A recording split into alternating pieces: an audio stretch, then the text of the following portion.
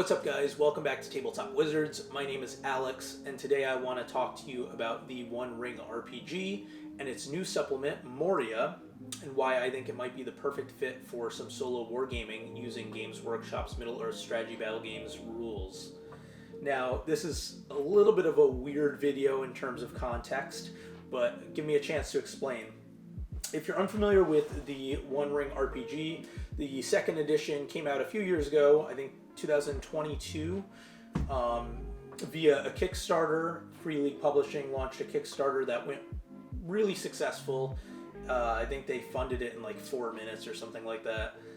And since then, we've seen a couple supplements for the game. We've seen some free PDFs that have come out with it, as well as a hard expansion, The Ruins of the Lost Realm, which is a Arnor supplement within Middle-earth.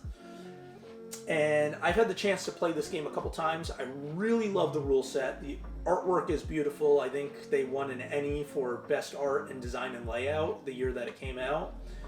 It's just like a beautifully, beautifully designed game. It's really well curated. They clearly care about the context and content of what they're trying to do within J.R.R. Tolkien's Lord of the Rings and Middle-earth setting. They're I don't want to make any jokes about the Amazon show because I'm sure some of you love it, but they're trying to stay very close to the source material with what they're doing, while also expanding on it a little bit for the sake of giving us more content in game. But they're being very truthful to the source material, in my opinion.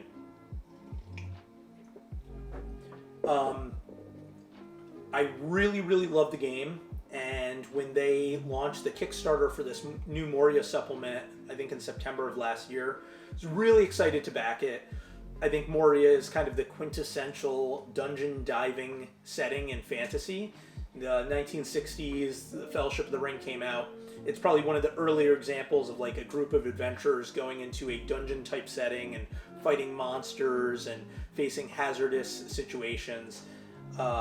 So I've always loved that part of the Lord of the Rings trilogy, and when I saw that they were doing a supplement book on how to incorporate that into the One Ring RPG, I was like all in from the get-go.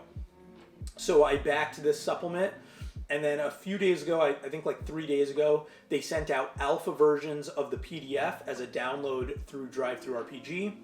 I got the email, I downloaded it, and I've had a chance to read through most of it.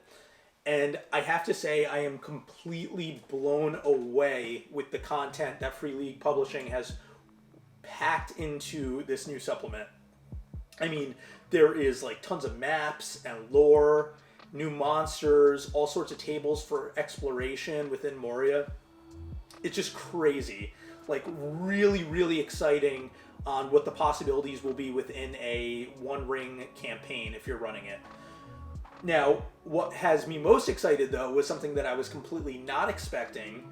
At the tail end of the book, there is a whole section on solo play. Now, I don't know if they mentioned this in the Kickstarter. If they did, I totally missed it. I was just like, oh, Moria, okay, I'm backing it. But they included a whole chapter on how to run a Moria-type campaign if you wanted to play it solo. And it's really something special. Now, the One Ring, when it launched, they did a solo mode for the game that has been dubbed Strider Mode, and it was written by Sean Tompkin, or partially developed by Sean Tompkin. If you're unfamiliar with who that is, it is the author and designer behind the Ironsworn RPG, which is like a really famous solo RPG within the tabletop role-playing games community. And Free League kind of tapped him to help them design a solo mode specifically for the One Ring. And this new version of the solo mode within the Moria supplement is standalone. You don't need the PDF version of the Strider mode in order to run this solo mode within Moria. And it's really interesting because they've taken that Strider mode, they've taken like the core bones, and they've expanded on it, and they've really fleshed it out within the narrative of Moria. Now, this includes all sorts of really cool content. You're basically playing a band of dwarves that are doing an expedition through Moria for Balin. If you're familiar with Lord of the Rings, Balin is like the dwarf whose tomb they find when they're delving into Moria in the Fellowship of the Ring movie or book, if you've read the books. Balin was one of the 13 dwarves in The Hobbit as well. And he goes back and he tries to reclaim the realm of Moria for the dwarves, like long after it's been lost, I think a few hundred years. And you're playing like a character tagged with a group of dwarves that are part of the larger expedition party of Balin, and he's sending you out on unique missions like go rediscover this chamber, go find this specific lost treasure, go kill this monster that is guarding this part of Moria that we need to clear out. And they've added like all these really incredible tables for fleshing out this narrative.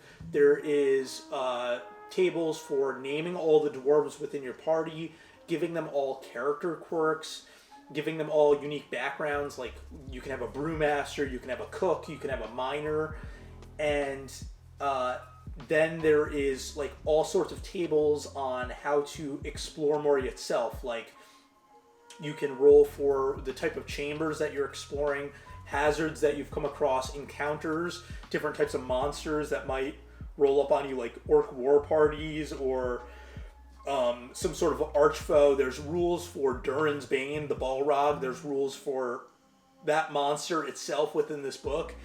And it's just like really, really in-depth content, really cool content.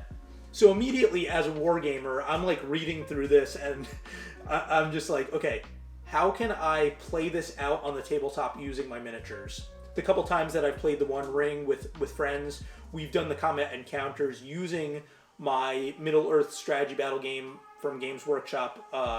All those Citadel miniatures that I previously owned, we've used them to like lay out the tactics of the battle on the tabletop.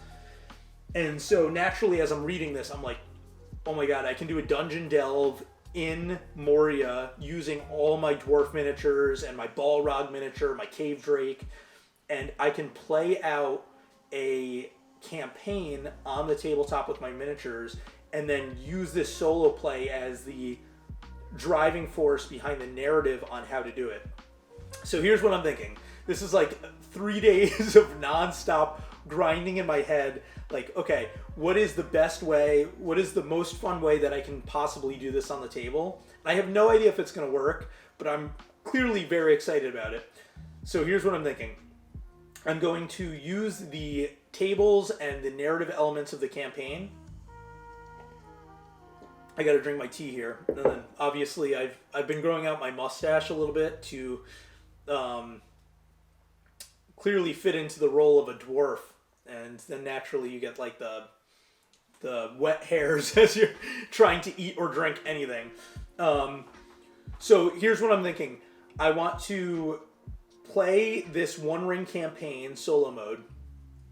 And then I want to use the Middle-earth strategy battle games battle companies rules to do like the combat narrative of the game. And then in between the down sessions of each of the skirmishes, use the Moria supplement from the One Ring to help continue that like exploration element and then drive like what would be the next encounter within my battle company's campaign. I don't know if it's going to work at all, but the idea of it is so exciting to me.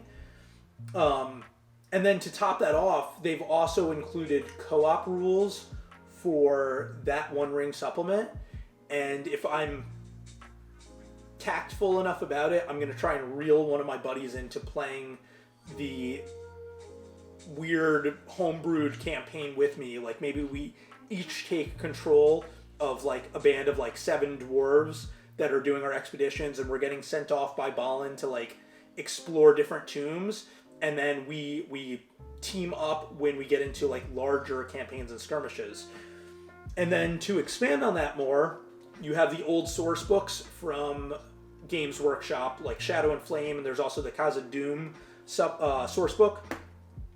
And then those have specific battle scenarios within them, and you could play like really curated specific events during your One Ring campaign and really have these epic encounters on top of all the little miniature skirmishes, no pun intended with the miniature part, all the little skirmishes in between.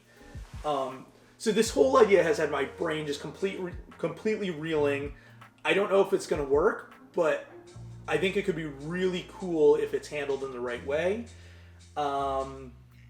Let me know if that's something you guys would be interested in, because I would potentially do some like battle reports and some One Ring campaign plays using these combined homebrew rules that I'm thinking up right now. If that's something that you'd be interested in, leave a comment below, and if I get enough feedback on it, I'd be into doing that. I mean, I'm probably going to do it either way, but I'd be into filming it and putting it up on the Tabletop.wizardz YouTube channel. On top of that, I want to know if anyone else has had a chance to back this Moria Kickstarter and has seen these alpha rules, and what their thoughts are on just what they look like and how they would potentially be integrated into a One Ring campaign. Because as I said, I've only played like 3 or 4 sessions of the One Ring, so I'm probably not first and foremost the expert on playing a campaign, but to me this content looks really exciting, totally void of using it for other homebrew rules and game systems. I think just within the RPG itself, it looks really incredible. The content within this new supplement is just really something special. So that's enough of a rant on that. I'm just really excited. Like I said, the alpha version was only sent out about 3 days ago, so I thought I would share my thoughts on what I'm possibly going to do with it and hear what you guys had to say about the content and see if that was something that would excite you as much as it's exciting me, and then possibly flesh that out further and make some battle reports or something using this concept. As always, I want to thank you for watching, and please take the time to subscribe to the channel and like the video. And until next time, guys, I'll catch you in the next video. Peace.